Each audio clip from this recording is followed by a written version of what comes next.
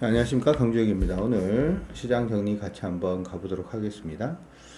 사실 이제 미국 시장이 좀 많이 올랐죠. 미국 시장이 좀 많이 올라서 굉장히 기대를 많이 했는데 우리 시장은 미국만큼은 따라가지는 못하는 모습입니다. 미국이 나스닥이 한 2% 정도 일단은 강세 움직임 보여서 우리도 이렇게 가지 않을까 생각을 했습니다만은 우리 시장은 빠졌습니다.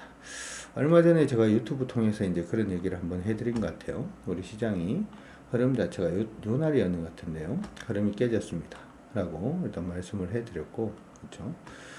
도지를 일단은 보여서 도지 저점이 깨지면 더 안 좋아질 수 있습니다. 라고 얘기를 해드렸는데, 역시 시장의 어떤 호재라든지 하는 부분은 시장을 못 이겨내는 그런 모습이 일단은 보이고 있습니다.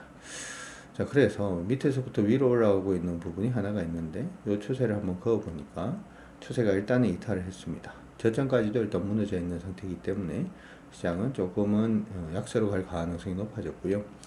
오늘 분봉으로 보다가 보니까 조금 더 별로 좋지 않은 모습이 일단 보입니다. 그래서 지금 보면은 우리 시장이 원래는 요 추세였죠, 그렇죠?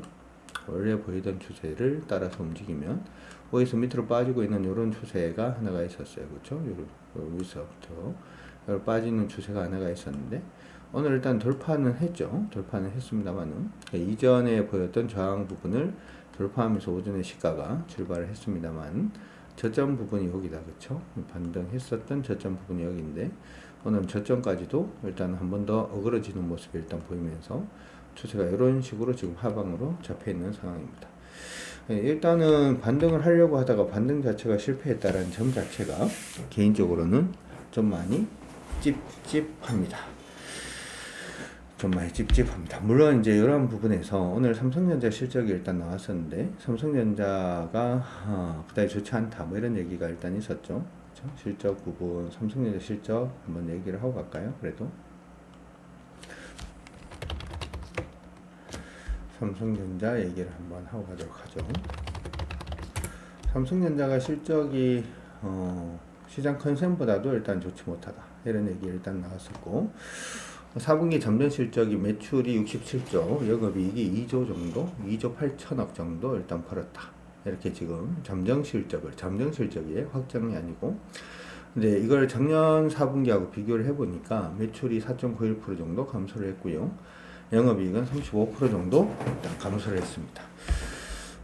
지금 이 컨센서스가 매출이 70조 정도 할 거다 이렇게 생각을 했었는데 67조밖에 못 했으니까 컨센이 좀 못 미치는 그런 모습이 일단 있었고 영업이익도 3조 7천억 정도를 컨센으로 잡았었는데 2조 8천억 정도밖에 못 했으니까 일단은 나쁜 그런 모습이 일단은 보였습니다.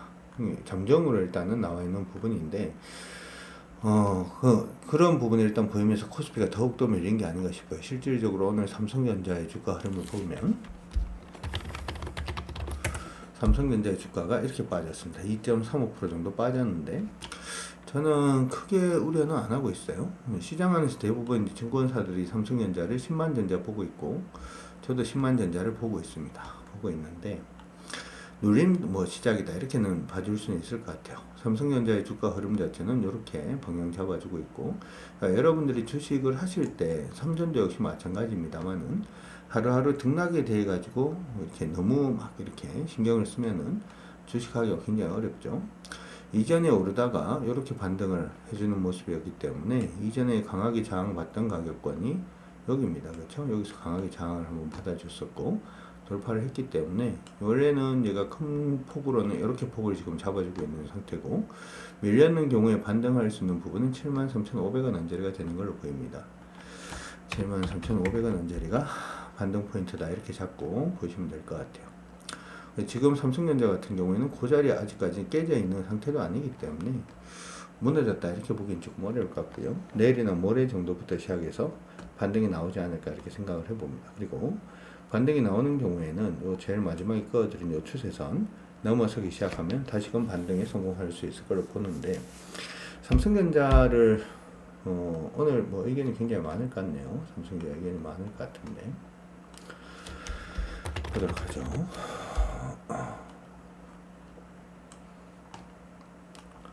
삼성전자 의견 한번 먼저 볼까요? 삼성전자의 의견 한번 보게 되면 오늘 실적이 좀 부정적으로 나왔음에도 불구하고 대부분 다 이게 지금 보면 목표주가를 높이고 있는 모습이 일단 보이고 있어요. 목표주가 10만 5천 원도 있고요. 이렇게 해서 보여주니까 삼성전자 지금 목표주가를 보게 되면 10만 전자 얘기를 하는 데도 있고요. 지금 오늘 얘기하는 이렇게 돼 있죠.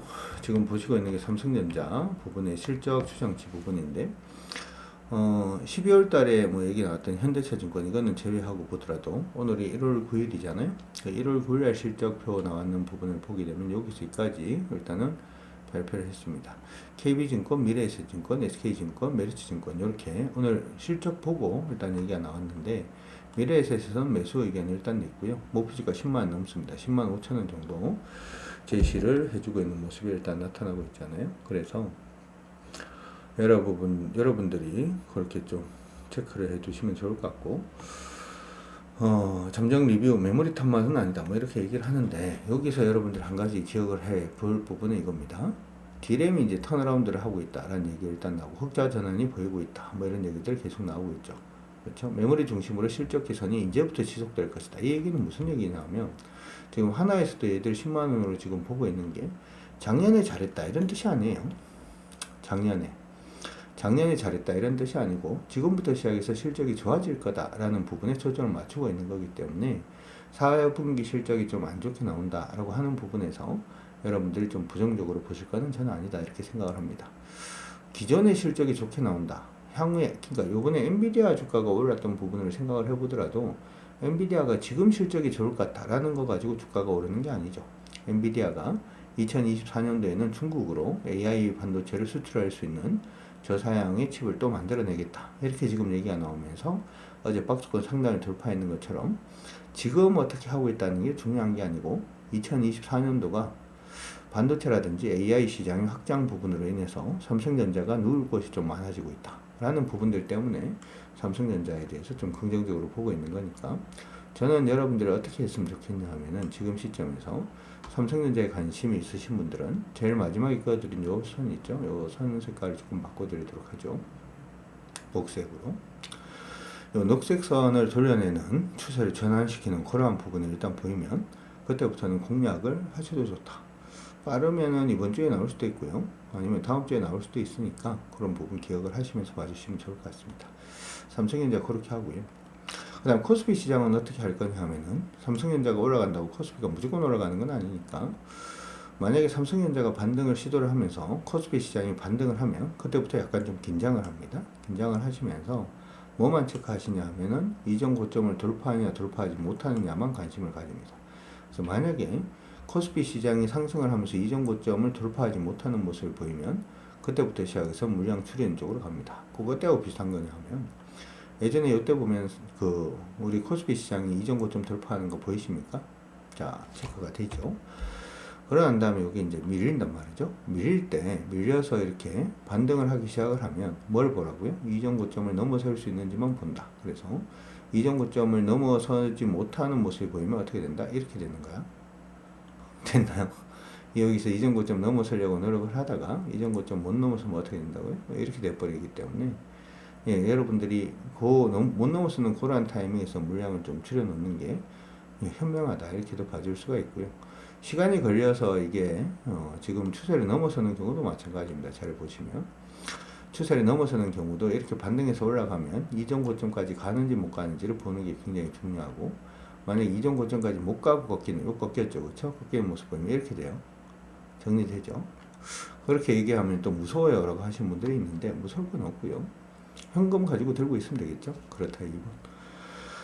지금 시장은 지금 보면 박스권 상단이 4단으로 무너지냐 마냐 그 기로에 지금 서 있는데 저는 조금 찝찝합니다. 지금 시장이 좀 찝찝해서 여러분들 조금 조심하면서 가시는 게 어떨까 싶습니다. 근데 조금 다중이가 되어야 되는 부분 자체가 코스닥은 또 가고 있잖아요. 그렇죠? 코스닥은 또 가고 있는 모습이 일단 보여서 코스닥 시장은 지금은 일단은 저점이 여기입니다. 오늘 오전에도 일단 언급을 한번 해드렸는데 얼마 밑으로 안 내려오면 좋은 거냐 하면 일단 878 밑으로는 안 내려와야 되고요. 878 밑으로 내려오면 안 좋아요. 요 위에서 일단 있어야 되고 878m로 내려오면 조금 조심한다 이렇게 생각을 하시고, 시장이 만약에 860을 깨면은 그때부터는 현금 위주로 갑니다.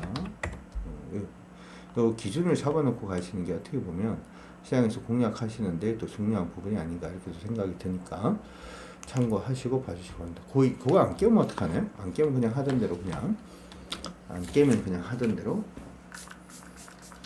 하시면은 될 걸로 보이니까 그렇게 참고하시기 바랍니다. 되게 건조해요. 건조해서 물도 먹고 피부에도 뿌리고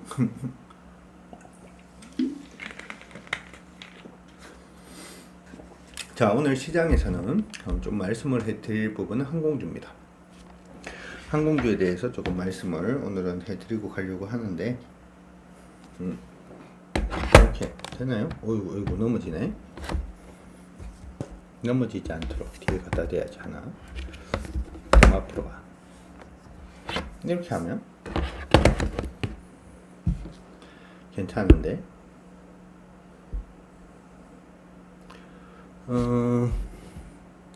내가 잘 만질 줄 몰라서 됐습니다. 항공주 관련해서 조금 우리가 얘기를 조금 하고 가야 될 것 같아요. 오늘은 항공주들이 조금 강세였는데, 항공에 대해서 우리가 이제 봐야 되는 부분은 가장 중요한 것은 이래요. 항공주들이 가기 위해서는 첫 번째, 여행객 수가 증가해야 되겠죠. 여행객 수. 비행기 타는 사람들이 많아지면 당연히 항공주들은 실적이 좋아질 수밖에 없으니까. 두 번째 부분은 뭐냐 하면 금리 하락입니다. 미국 금리 하락이에요. 미국의 금리 하락. 요거는 미국 금리 하락이라든지 아니면 달러 약세. 이건 왜 그러냐 하면 여러분들이 항공주들은 비행기를 사야 되잖아요. 비행기를 사올 때 현찰로 여기 있다. 그래서 사오라 그러니까 아예 비싸, 그렇죠? 아예 비행기가 비싸. 비행기가 비싸요. 비행기가 비싸니까 여기 있다 이러면서 사올 수가 없죠. 사올 수가 없으니까 보통 뭐 하냐 하면 리스트 이런 거를 이용을 해서 사옵니다. 그럼 이건 달러 베이스잖아요. 달러 베이스. 금리가 떨어지면 이자 비용 자체가 이자 비용이 감소하겠죠. 당연히 좋아질 수밖에 없을 거고. 두 번째, 달러가 약세가 되면 그 원화 베이스로 봤을 때는 갚아야 되는 돈이 감소하니까 이익이 증가한다. 요게 있을 겁니다. 그렇죠? 네 개가 있네. 세 번째가 뭐가 있냐면 유류세. 이게 유류세는 사실은 항공주하고는 관련 없지 않나요? 이렇게 생각을 많이 합니다. 왜냐하면 비행기 유류가 많이 올라가면 비행기 유류 할증료 붙으니까 어차피 비행기 관련된 회사 이익은 감소하든지 그렇게 되지는 않으니까 관계가 없지 않나요? 이렇게 생각을 하는데, 비행기 타는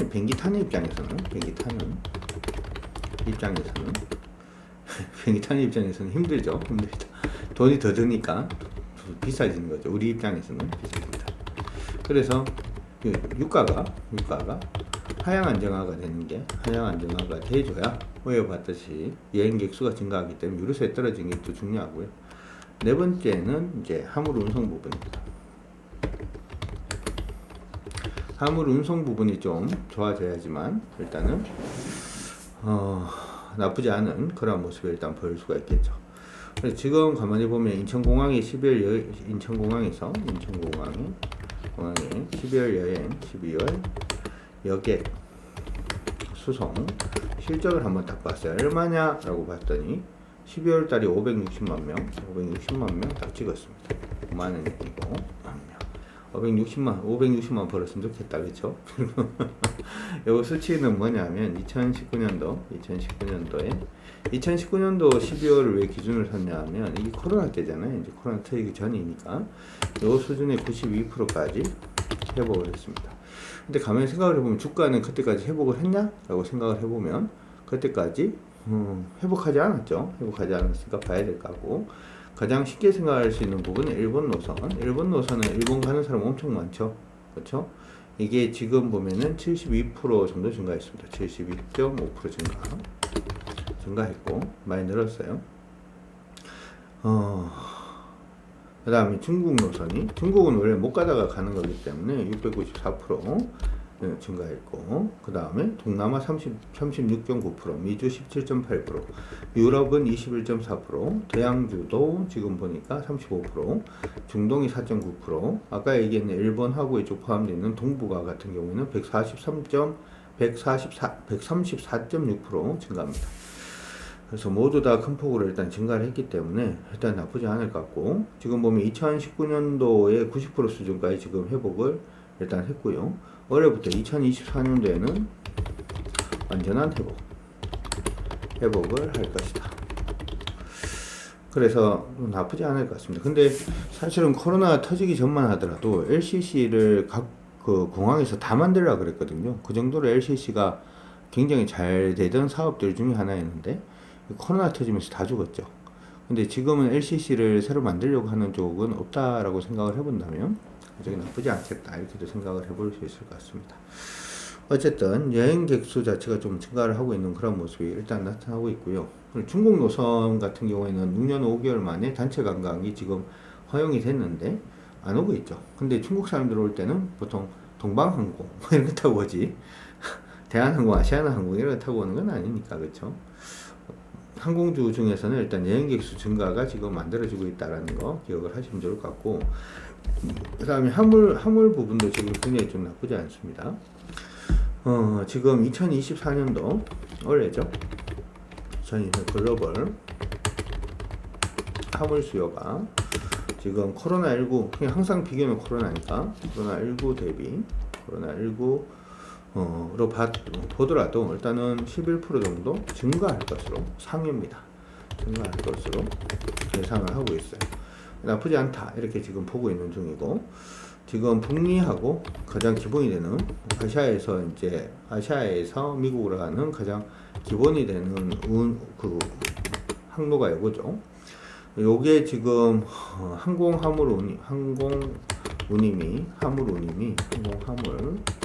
운임이 7월달에 얼마였냐면 4.69 달러 얼마에? 킬로미터에 1km에 이 정도 일단은 금액이었습니다. 근데 지금 이게 계속해서 올라오면서 5개월 연속으로 상승하면서 12월에는 얼마 정도가 됐냐면 7.1불까지 올랐습니다. 7.1달러 이렇게 돼 있어요. 4.69불에서 7.1달러면 거의 더블 정도 올랐죠. 그렇죠? 더블 정도 지금 올라 있는 상태니까 운임 부분도 굉장히 좋다 이렇게도 지금 얘기를 하고 있습니다. 그렇죠? 나쁘지 않은 그런 부분을 일단 보여주고 있고, 유로비도 지금 축소가 되고 있는 모습이 일단은 나타나고 있죠. 유로비도. 그래서 여러분들이 전체적으로 좀 봐야 되지 않을까 이렇게도 생각을 일단 하고 있으니까 참고는 일단은 해 두시면은 좋을 것 같습니다. 화물 수송이라든지 하는 부분도 지금 굉장히 좀 좋아지고 있다라는 점도 기억을 해 두시면 좋을 것 같고요. 그렇죠? 그래서 시장 안에서는 일단은 대한항공 중심으로 보자. 대한항공하고 제주항공 중심으로 보자. 이렇게 얘기를 하고 있습니다. 우리가 이제 그 시장 안에서 주식을 좀 제대로 하기 위해서는 내용이 나오는 쪽으로만 할 수는 없고요. 그렇죠? 대한항공 보도록 하죠.